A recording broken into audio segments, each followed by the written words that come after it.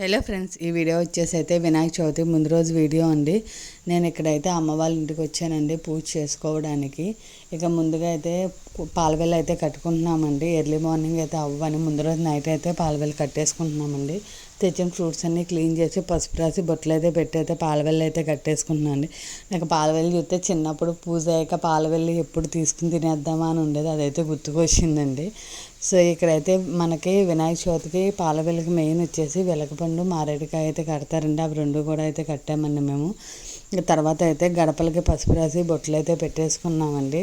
ఇంకా లాస్ట్లో అయితే ఇక్కడ కొన్ని పూలు అయితే ఉన్నామండి, అవన్నీ అయితే దండ కడుతున్నాం. వినాయక చవితి ఒకరోజే కదా వినాయకుడికి తులసిమాల వేస్తాం, అందుకని తులసిమాల కూడా కట్టామండి.